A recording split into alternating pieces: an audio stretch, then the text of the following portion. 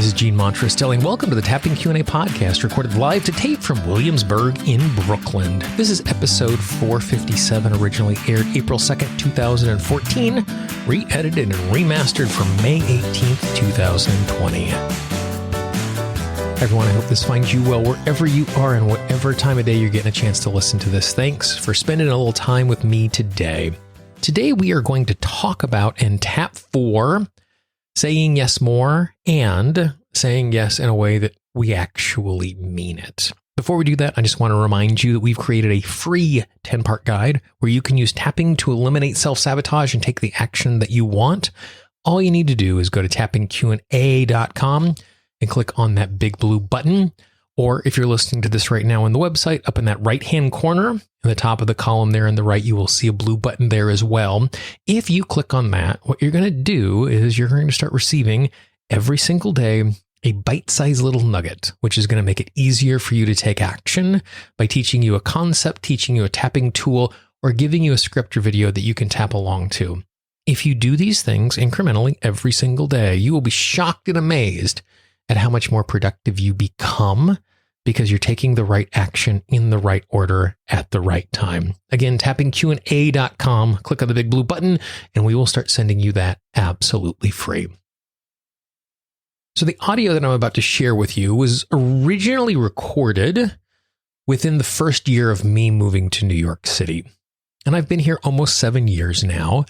And the concepts and the things that I talk about inside of this are still very much the same. That my experience dating in New York, even though I've had a number of really great relationships since I've moved here, is still very, very similar. And the lessons that I learned in that first year are lessons that I still cling to and I still learn from. And so here is a brief conversation about saying yes, saying no, and what I have learned from dating in New York City.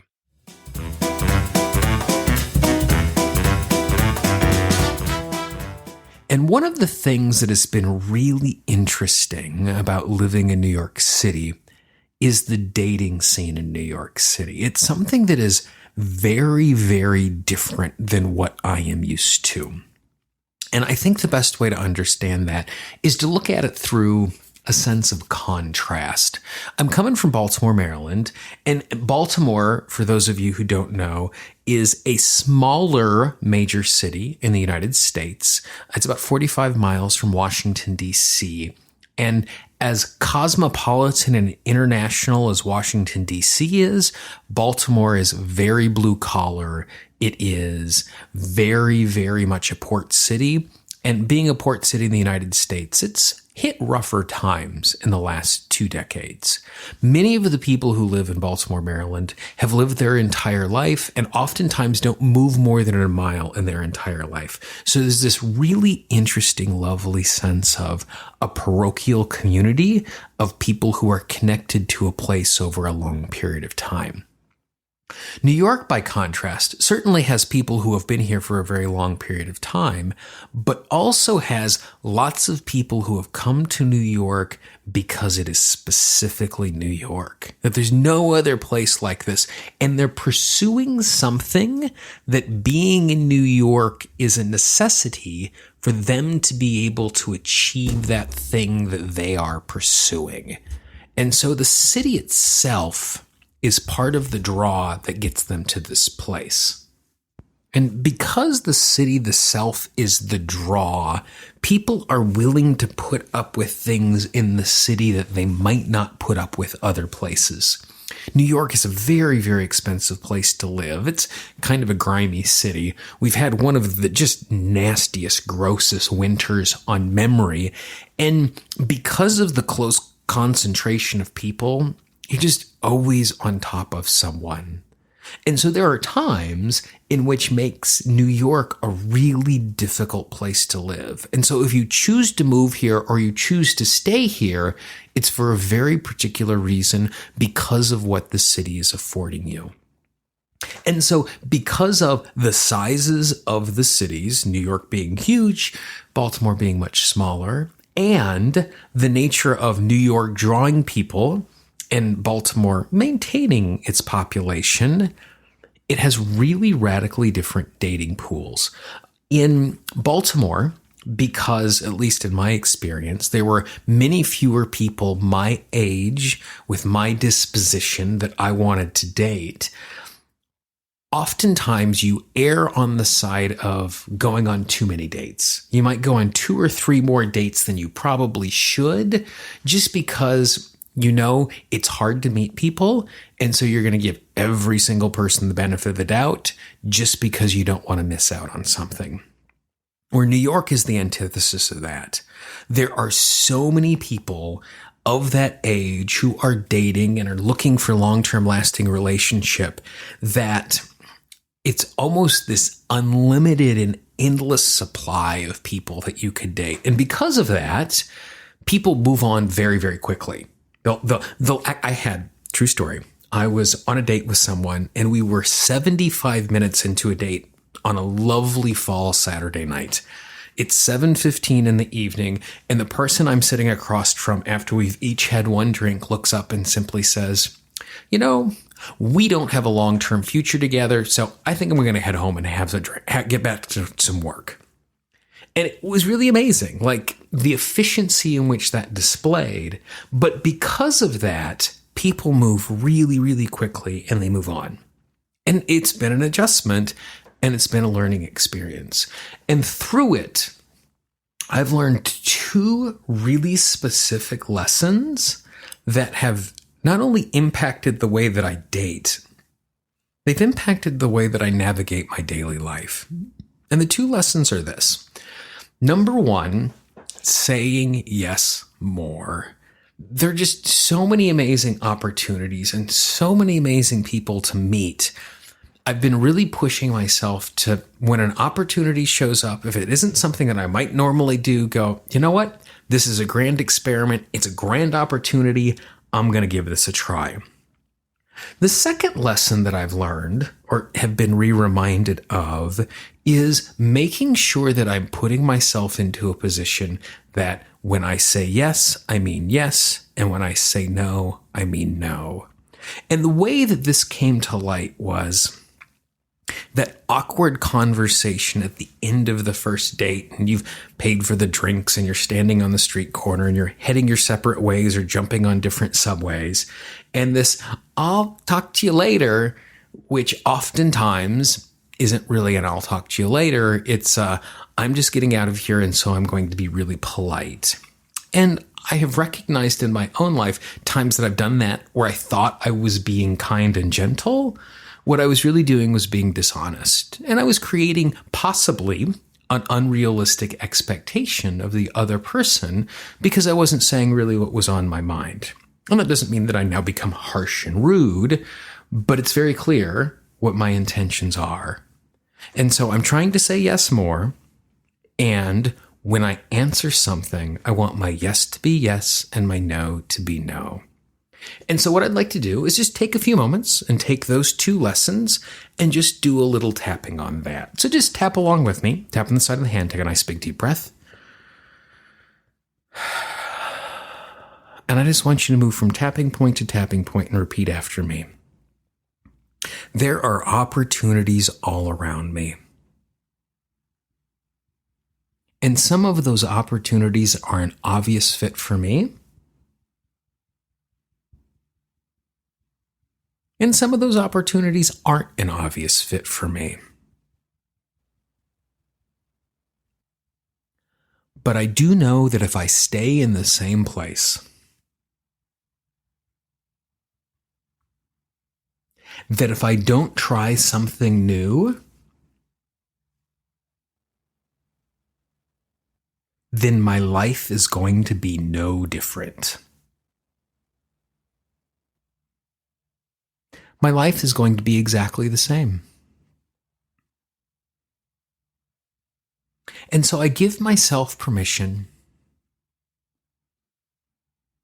to say yes more. Yes to unexpected opportunities. Yes to things that come out of the blue. Yes to things that I'm a little worried about trying.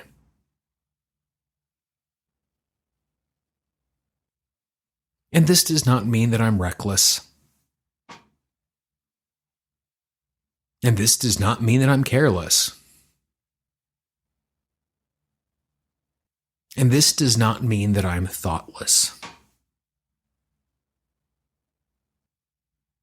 It simply means I'm going to say yes more.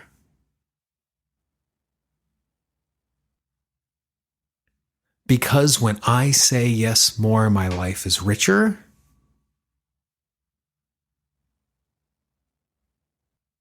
When I say yes more, my life is more exciting.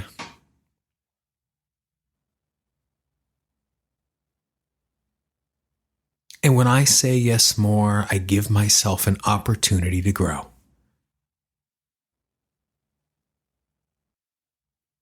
Not reckless yeses. Not thoughtless yeses. But more yeses. It's good for me. And it's good for my growth. I give myself permission to say yes more. And take a nice big deep breath. And why don't you also just stretch a little bit for me? And just give yourself the opportunity to just allow that to sink in. And recognize that that's a good and beneficial thing. The second part of this is just making sure that we continue to communicate clearly what we mean. So again, just tap on the side of the hand, take a nice big deep breath for me.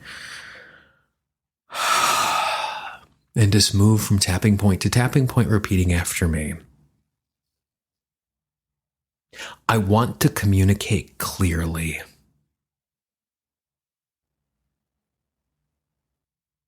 I want people to know where I stand.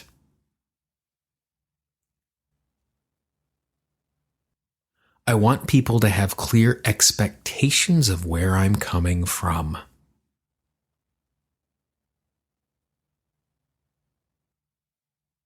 It's not my job to protect other people's feelings.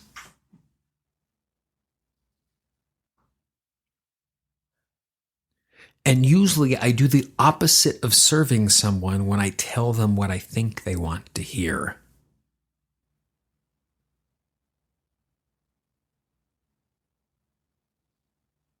In order for people to understand where I'm coming from,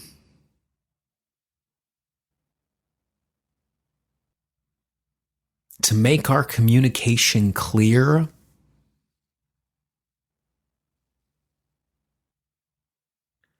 and to remove the unnecessary burden of me trying to protect them.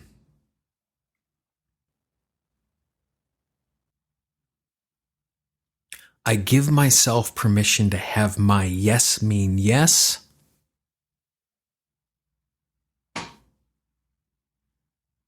and my no mean no.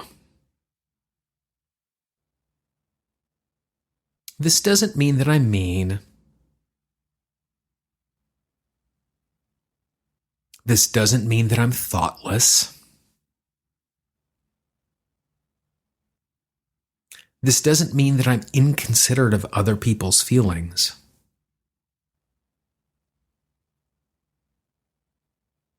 But I acknowledge and recognize the fact I am not responsible for their feelings. I am not responsible for their response.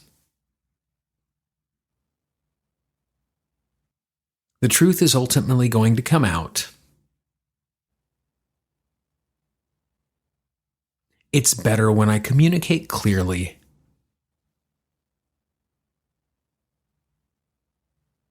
And everybody understands where I'm coming from. I give myself permission to have my yes mean yes,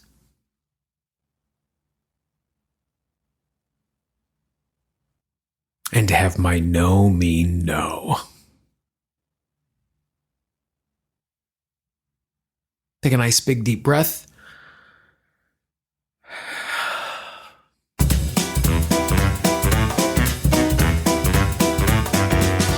hope that was useful, and I hope you also found it a little bit entertaining. If we can't laugh at the experience that we're having as we're trying to get to the place we want, like having a lasting relationship, what good is it navigating all of this? If you know someone in your life who could use the tap along that we just shared, I would really encourage you to pass it along. Don't spam your inbox and send it to everybody in the world. But if you want to share it with one or two other people who might find something like this useful, it would mean the world to me, because the most common way someone finds a new piece of content is if it is shared from someone that they trust. And there might be someone out there who would never find a tap along like this if you were not the catalyst to give it to them. Again, don't send it to everybody, but be really specific. Think of someone who might use this today. It would mean the world to me. And the nice thing is, with content like this, the work has already been put in. And so anybody else who takes advantage of it is just leveraging and multiplying the benefit for something that has already been created. If you haven't done so, I would encourage you to subscribe to the podcast. Subscribe in podcasting parlance is always free. There's no cost to subscribe. It's not Netflix where there's a monthly fee associated to it.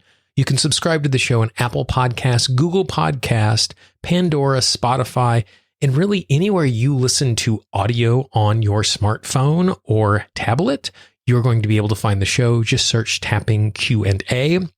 The reason why subscribing is so important is when you subscribe, you are going to get the new episodes delivered to you right away. So you don't miss one on the website, or we don't actually mention all of the podcasts in the newsletter.